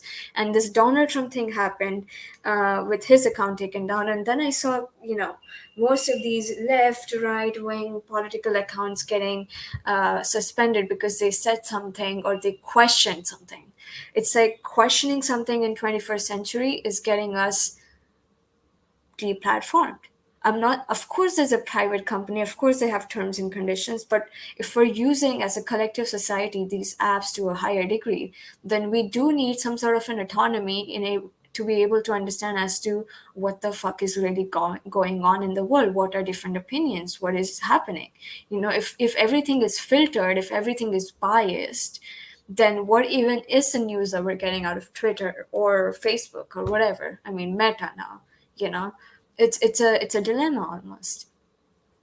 I am bored to death with that conversation, though. I've just heard it so much. Not bored to death with you and your take on it, but I've just heard that just so much. Just all of the contemporary American controversies. They're just so. I know each side's retort. I've watched the tennis match so many times. But how that relates back to intelligence, both censoring people and censoring yourself, it's stunting our intelligence. Our intelligence has to be the full breadth of what everybody thinks and says. And and then and if you have faith in us, then you know that but we need to be aware that you need to there's some stuff you need to nip in the bud. There's some stuff that you need that you need to combat every time you see it, Any sort of like actual racism, like somebody making an argument for or just expressing that they have a value of keeping people distinct is one thing. Like I mentioned, Japan. I would like there to be a distinct culture of Japan that goes into the future. But when if any to me any utterance that you value keeping people distinct through separation or anything suggesting that like people that people having that keeping just purity, any ethnic purity stuff, that to me is a scourge. and I mean, and we're actively filtering ourselves, right? Like, even on social media, given the cancel culture, like if I was supposed to tweet right now, right, and it's somewhat related to politics or I don't know, some sports or whatever the fuck, I'm tweeting it out, and then I reread the tweet just to make sure that it's okay for me to post that, and if it doesn't have that particular editing of mine, then maybe I'll get canceled. So we are actively filtering ourselves according to the norms, according to the biases that the social media platforms, the technocracy or the big tech has put forth. So even that happens, and it's crazy because then our own free speech, our own original, authentic ideas are not getting out because there's a filtering system, because we're abiding by the societal laws that we cannot say this word, we cannot say that, we cannot support this kind of thing. But okay, if I'm having an original and authentic idea, which might not, be abidable by whatever agenda there is for me to follow to tweet it, then why am I even thinking about something authentic without, then who am I, if not someone who is biased completely by what the big tech has, given us? Honestly, even I'm kind of bored of this conversation. You want to talk about psychedelics? yeah. I mean, the summation of that to the topic is censorship. I do think stunts our intelligence, but then it's like, okay, so the way we can pivot from that but not just completely jettison it and just like people self censor in your mind. You know, mind policing is, I think, actually, sometimes it's like it's pruning. It's like, I'm not going to let myself think about this thing that puts me in a shitty loop all day. So I'm going to, in a way, you could say, censor my mind. Like my mind is knee jerking, bringing up this. It's like, no, we're going to think about that. That I wouldn't say is stunting intelligence, but just not allowing yourself to ever consider or acknowledge or express the negative, that stunts your intelligence, both your demonstrated applied intelligence and your cognitive power as a scout, you know, to not, and I see it more and more, and it's spooky, it's creepy sometimes when I have these experiences now where I see what the way a human's face goes when they don't want to connect with or observe and absorb, and you know, they don't want to factor into their reality what is observable in front of them, or it was just said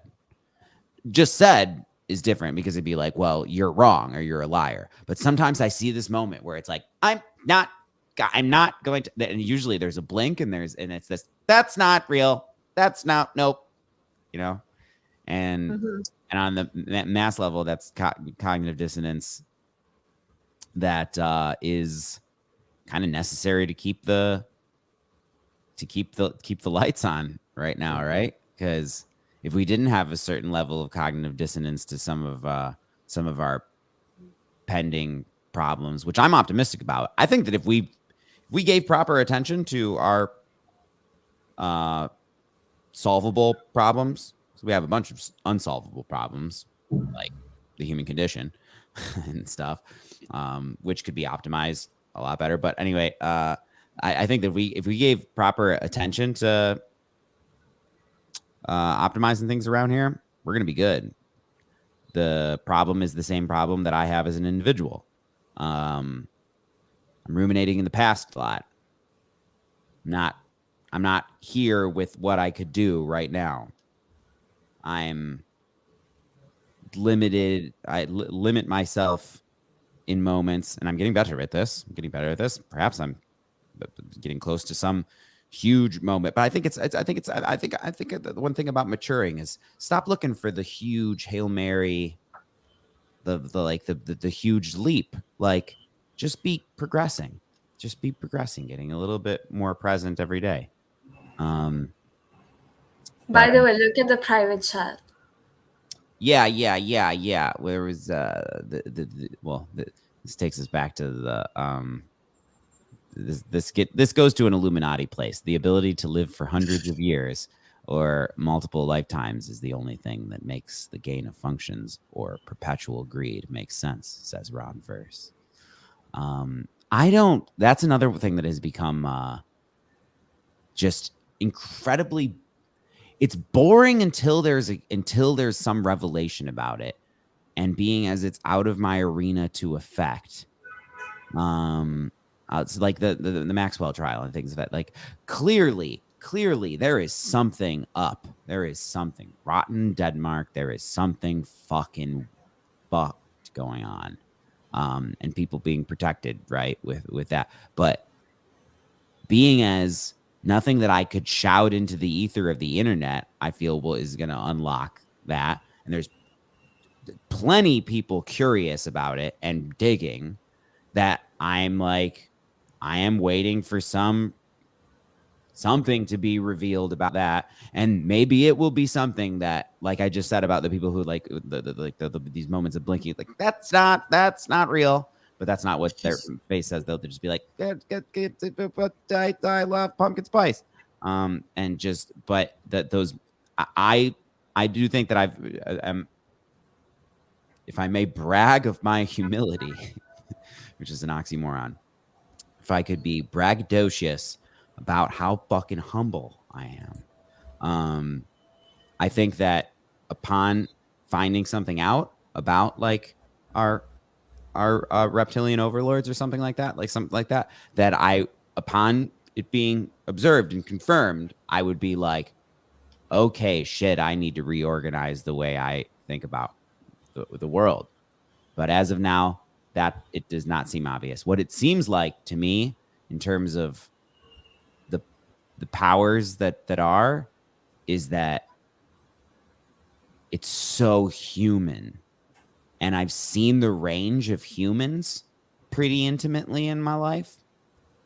Not super intimately. I've never been like best buds with a tyrant.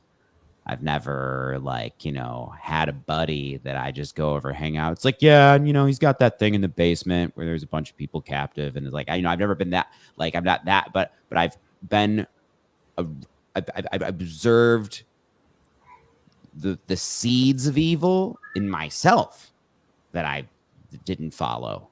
You know, I've and certain things of the past, some things that have happened in my peripheral.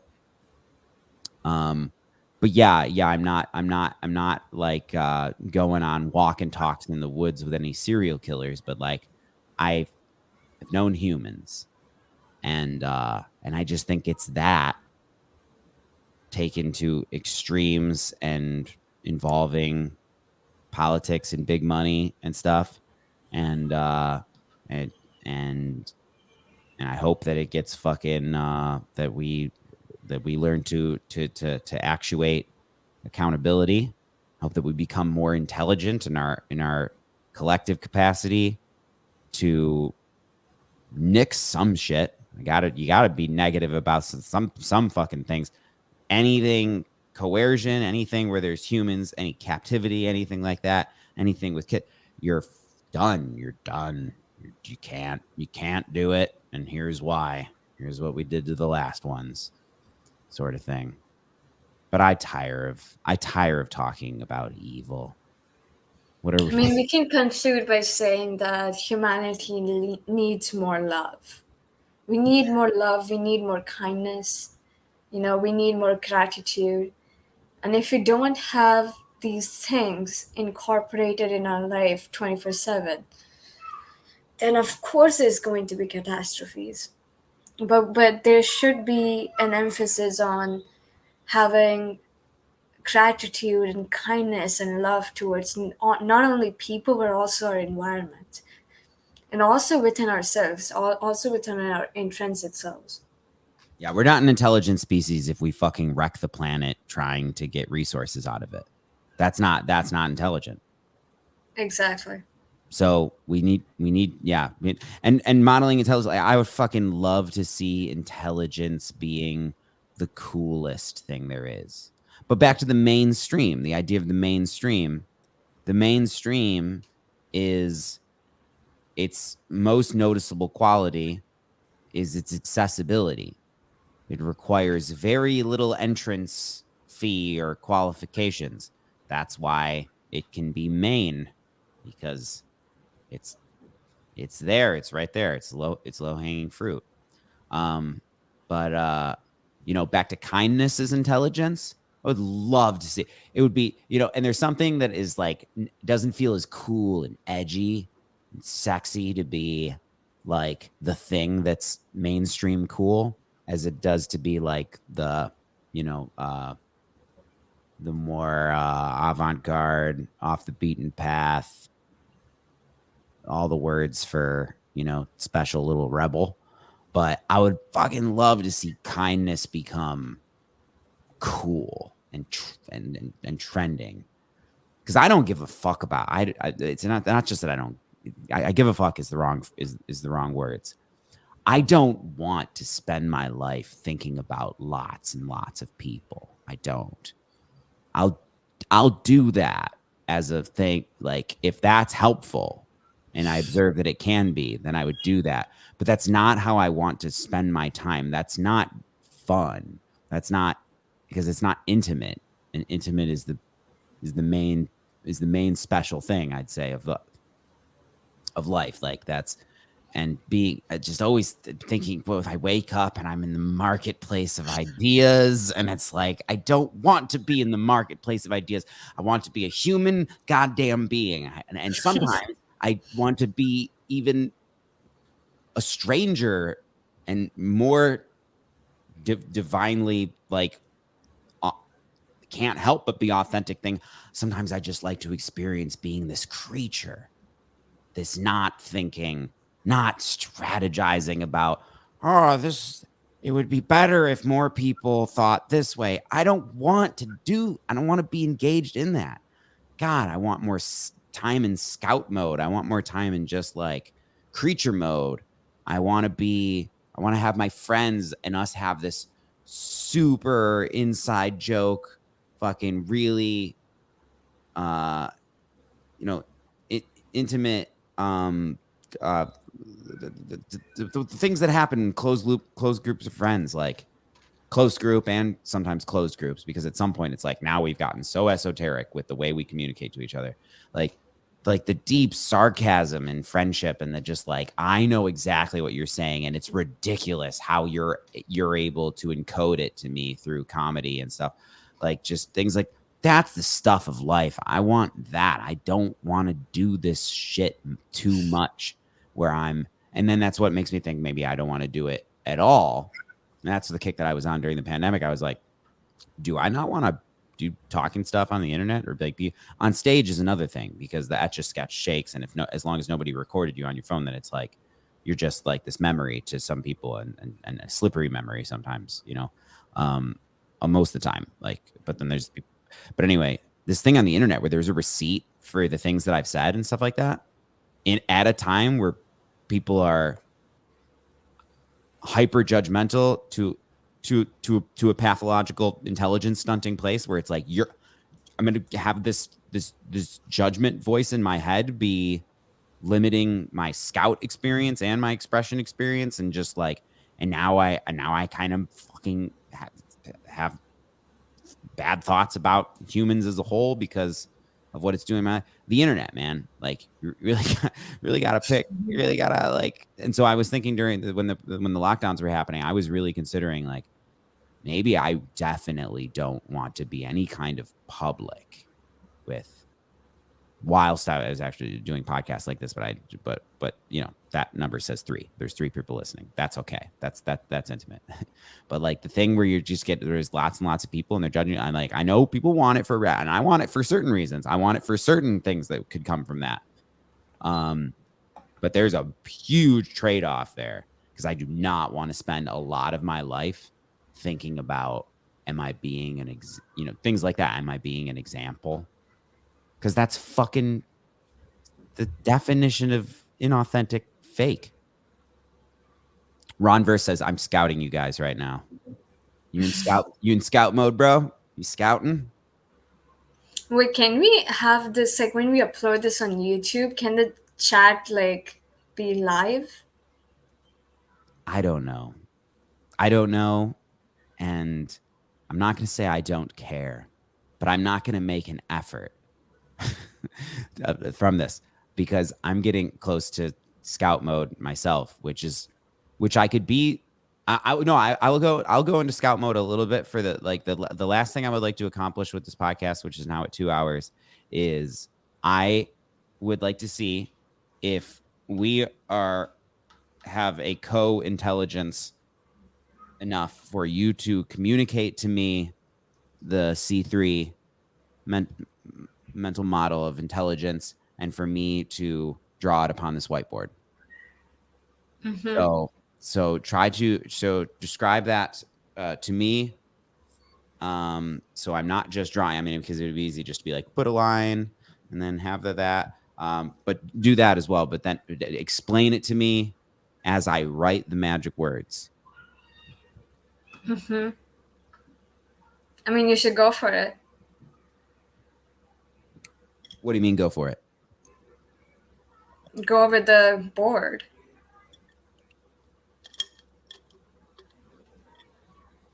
I'm gonna do it in green.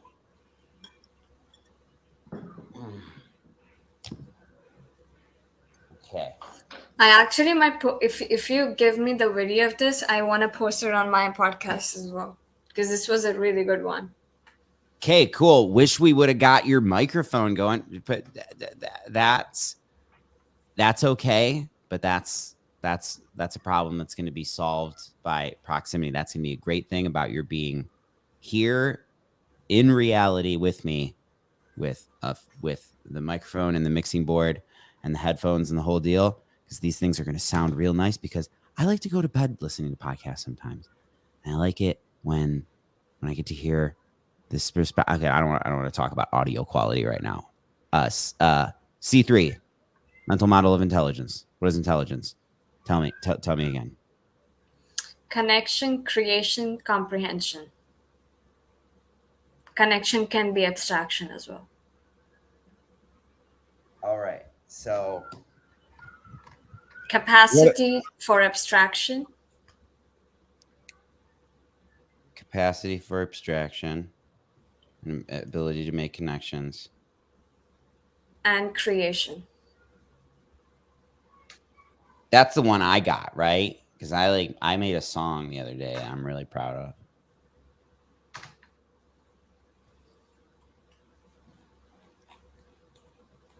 Okay, capacity for abstraction and creation is one.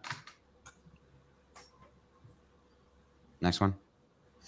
So capacity for abstraction, capacity for creation, and capacity for connection. Connection. Oh, sorry, comprehension. So capacity for abstraction, capacity of creation, and capacity of comprehension. Give an example of specifically comprehending as opposed to making connections. When you've effectively comprehended like this. Do I comprehend this yet? How do we test? My capacity for abstraction and creation, connection, and comprehension. I almost feel like comprehension comes first because you gotta do you understand the stuff in front of you? Yeah. So you create, you comprehend, and then you abstract or connect.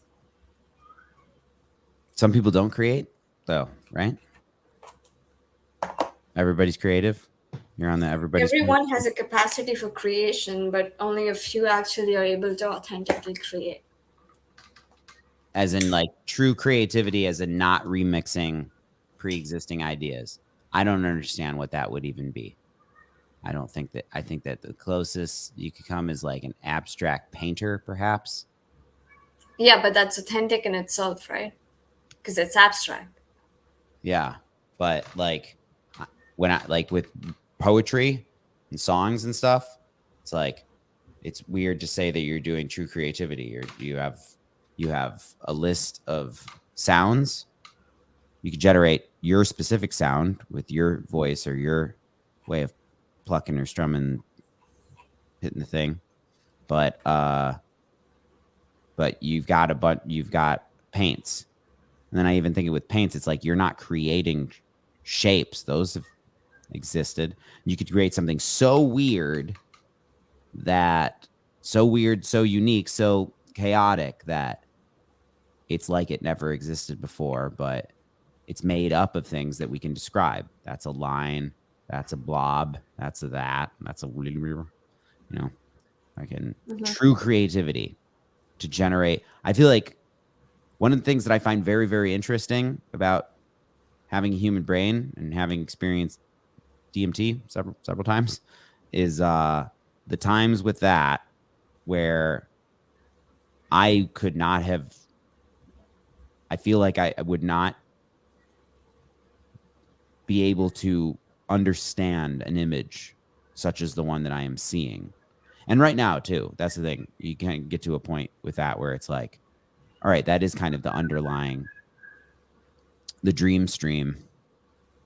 But when it does the fractals and the geometric patterns that are just so complex, or so that feels like true creativity in a way.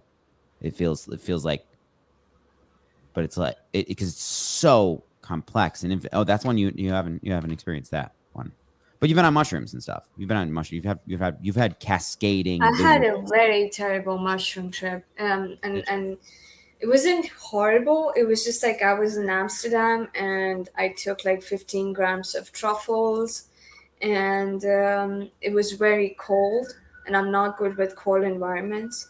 So I ate all of them all at once, and I also smoked some hashish and cannabis, completely legal there in Amsterdam. And I went out to the Walden Park, and on my way, I start puking like a motherfucker. And that happens because it was expected. Like some of my friends were like, "Yeah, you're gonna puke." And then I started tripping, but I wasn't feeling well. It was probably because of the cold environment and me wearing like all sorts of fucking clothes. And I go to this park, and I'm just like seeing like slight visuals, like the grass is breathing, and the sun is shining, the lights. Um, and the pigeons around me seemed very beautiful. But then I started walking back all the way to my hostel, and I went to my bed and I closed my eyes, and I had these beautiful closed eye visuals. And then I slept and I woke up. I think I wouldn't necessarily consider it as a good trip, but something which I can reflect upon, especially given the closed eye visuals that I had. So I am yet to experience 5 grams of cubensis and dark atmosphere, as Terence McKenna would say. I have to do that. And also DMT and mescaline are two other compounds that I would definitely love to try. All this can be arranged, and it's like I can genuinely say that my experience with all psychedelia has brought me to this place now of that I I'm not terribly interested in more experiences that I don't know what I can draw from that. But then I also hearing myself say that that sounds fucking lame. Just because that means that it's like, wait, you're gonna deny yourself pure scout mode, just like some of these things that you can see with your eyes closed, and then I can start. I can see them starting to take form now, and just completely soberly, I can like see. I can um, imagine them and be seeing it with the imagination. But man, the cascading fractals, it's so pretty, if nothing else. It's so pretty, and it's so, and there's this, and the whoa, that's in me. That's I'm not I'm not gazing upon something in the world, and then it always comes back to what's the difference between looking out at the world and looking into your mind, and how that goes. And what interests me most these days is like the life, yeah, realizing, actuating the life that could happen, and the save the world stuff is like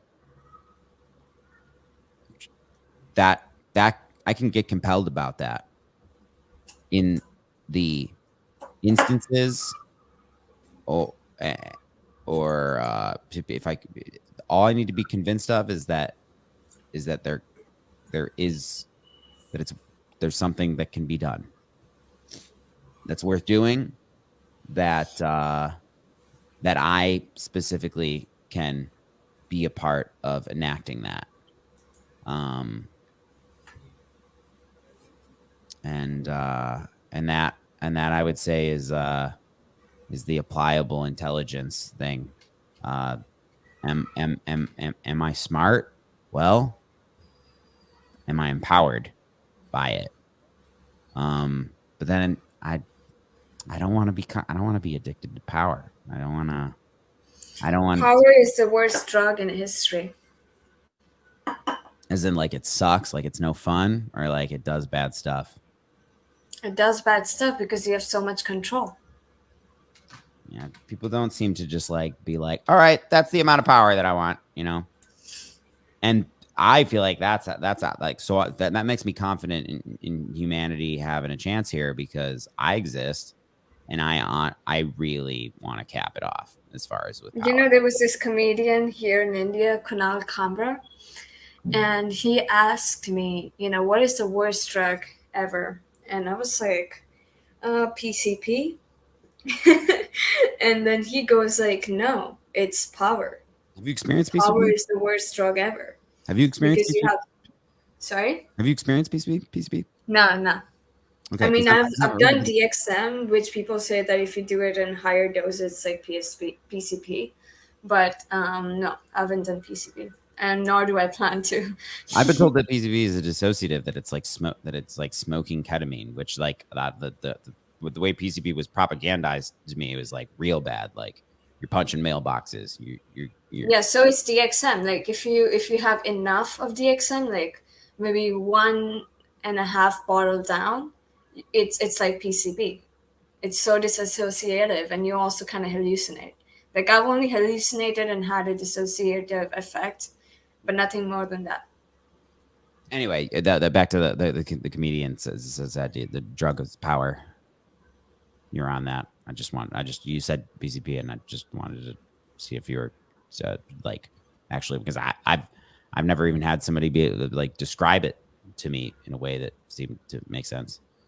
But I remember being told through media things that it's the one that makes you get naked and punch mailboxes, which apparently isn't very true. Zachary, I have a class in 5 minutes, so very unfortunately we'll have to end this podcast. Like abruptly, immediately.